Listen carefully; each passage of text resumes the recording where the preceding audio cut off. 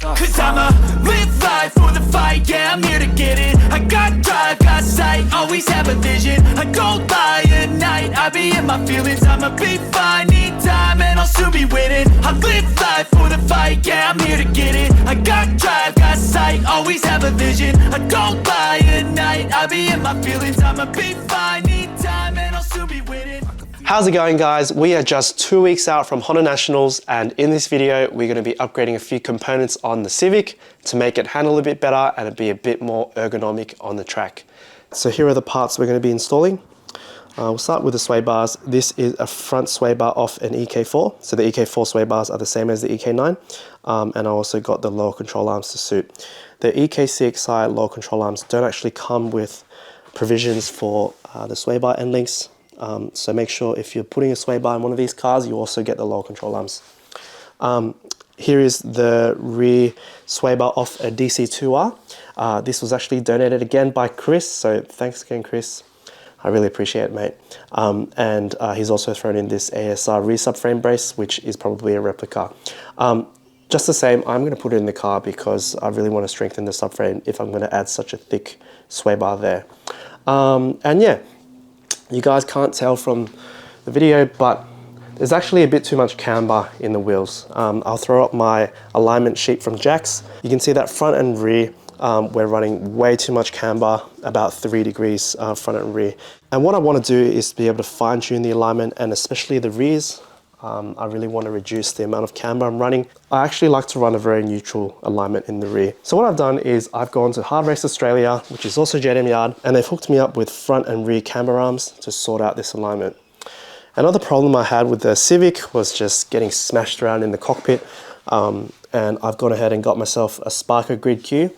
I don't know why I chose this seat. I guess it was relatively cheap, and also I've sat in one in my mate's DC2R and it was really comfy. And yeah, just got those crank motorsport rails, and I'm waiting on those side mount brackets. So yeah, not a lot to do in 2 weeks, but hopefully we can smash this out and have a really good time at Winton.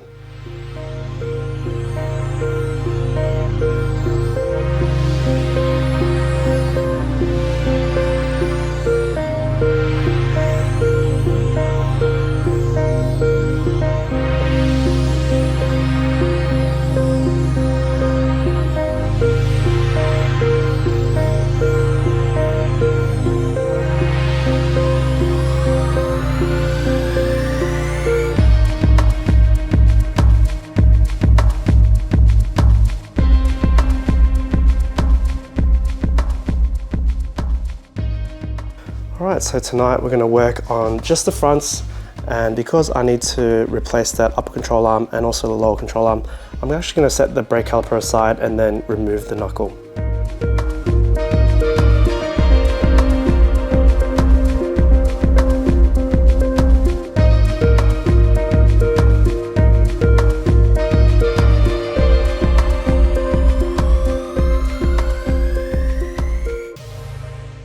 So with the knuckle off, we have really good access to that camber arm and also the lower control arm. So just a couple of bolts, the lower control arm will drop down.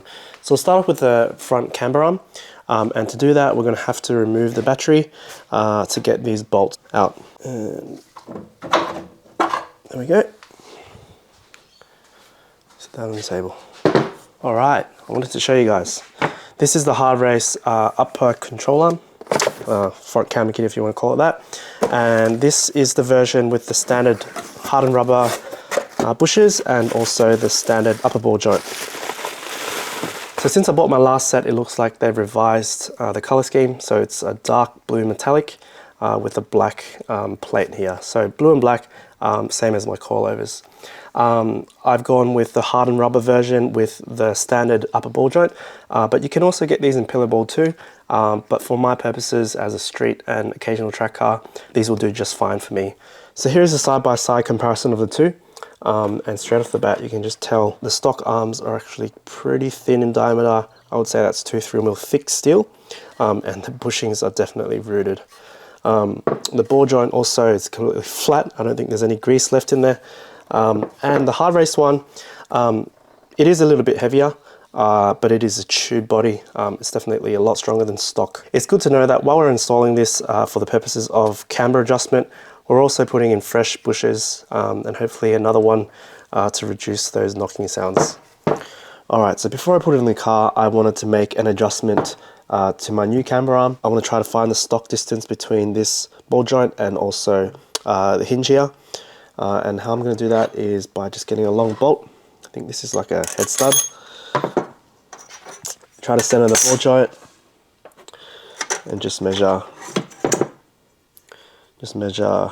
roughly, still needs an alignment. So 18 centimeters on this. And we have about 18 centimeters too. So this is set pretty close. I'm not going to adjust it, and I'm just going to put this straight into the car.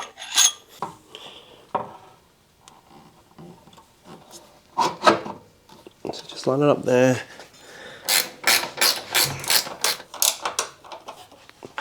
Cool. So with the front camber arm in, we're going to move on to removing this lower control arm to swap it out for a sway bar compatible one. And the way we do this is, looking at the camera there, you can see that 19mm bolt which goes into the subframe. You're going to have to remove that. And then there are 3 other bolts which hold on the front compliance bushing. So 4 19mm bolts come out and the lower control arm will drop down, provided you've already loosened the fork from the lower control arm. I'm going to undo the 3 bolts at the back.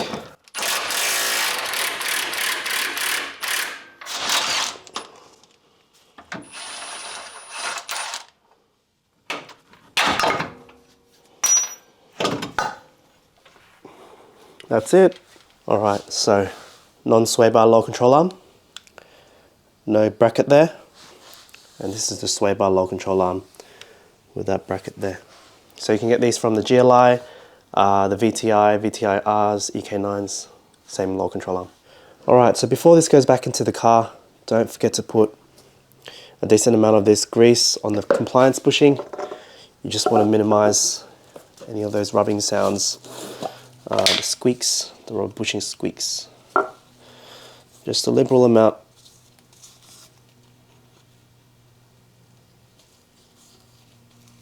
Just all the way around it. Okay, so this side is sorted. And we're going to move to the driver's side and repeat the whole process again.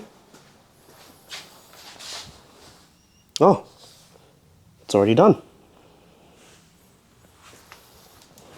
Yeah, righto.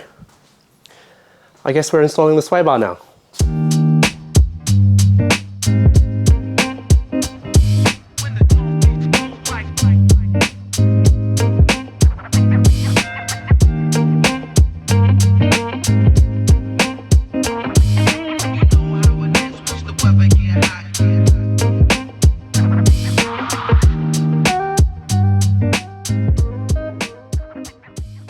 Okay, so it's the next day and I've finally gotten the sway bar into the subframe. Yesterday I'd forgotten that I actually have to remove the exhaust and the shift linkages to get the sway bar up in there. It sits really high up. It's in there now and I'll show you guys what I did. Okay, so the sway bar's in, and you can see also what I've actually done with the exhaust is unbolted it from the headers. It's a lot easier than just removing the cat. And I also unbolted the shift linkages from the shifter end. It's a lot easier than playing with that cotter pin there. Trust me, just unbolt it from that side. And once that's done, you can slide it in from this end, and I also used the jack stand just as a third hand. Okay, so that's pretty much all the front's done. I'm going to put everything back together and then we'll move on to the rear. So with this corner of the car back together, I'm going to move on to reinstalling the brakes. Before I do that, I just want to show you guys what E-League Brakes Australia sent me. They sent me some titanium shims to try. What these do is they act as a thermal barrier between the brake pad and the brakes. So if you can imagine, the brakes produce a crazy amount of heat when the pad is pushed down into the disc. And what the titanium shims do is they reduce the heat transfer between the pads and the calipers, like your brake fluid and the seals, that kind of thing. So I've just taken the pad off, and this is about 50 laps at London Raceway. As you can tell, the pad is in great shape. There is absolutely no disintegration and there is so much pad life. So this has done about 2,000 Ks on the street now, and also a track day at London Raceway. So I've already gone ahead and pushed the piston back, and I'm going to reinstall my pads with the shim on top. Just like that.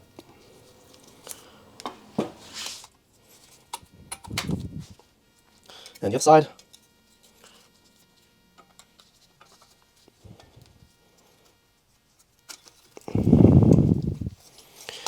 Cool, done. It's just like that. Okay, so this afternoon we are finishing off with the rears. I'm going to remove the camber arms and also install our sway bar.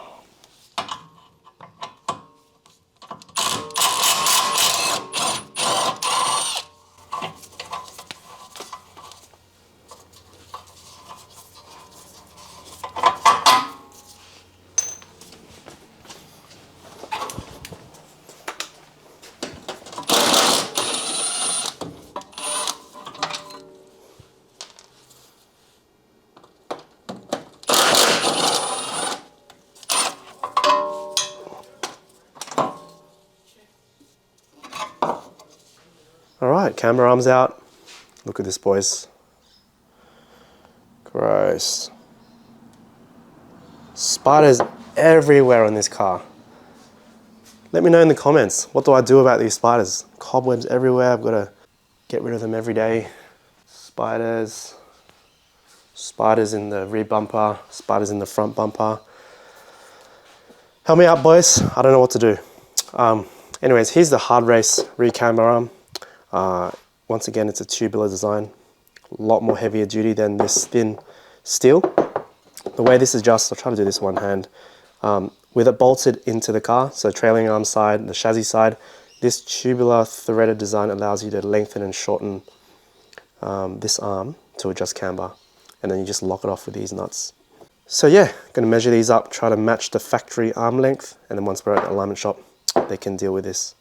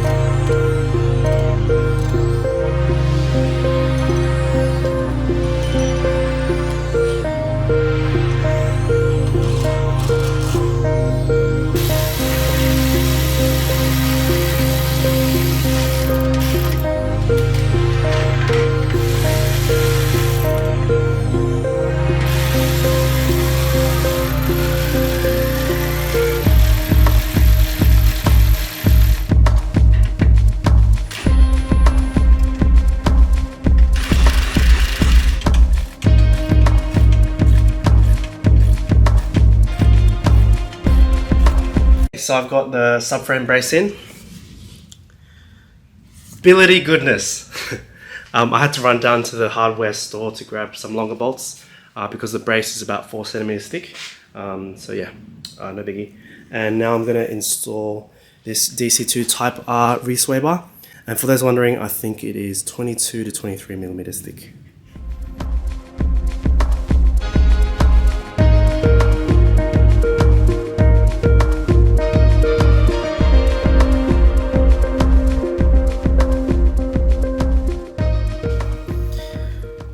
Re-sway bar and subframe brace done.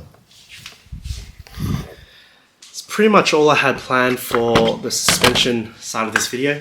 I am very comfortable with this kind of setup. It's identical to my previous EK. And you know what? I'm actually really keen to go back to London, but at the moment I'm focused on Winton, and I've decided to cut this video short and do a part 2 when the parts arrive for the interior. The plan for part 2 is just interior mods for the track-driven Civic. I am still going to be installing that Sparko seat, but I've also decided to do a steering wheel setup. So I'm going to go with the short hub and also the quick release so that I can steal the steering wheel out of the RX-7. And if time permits, I really want to put a harness in there. So yeah, stay tuned for part 2, and I'll see you guys shortly.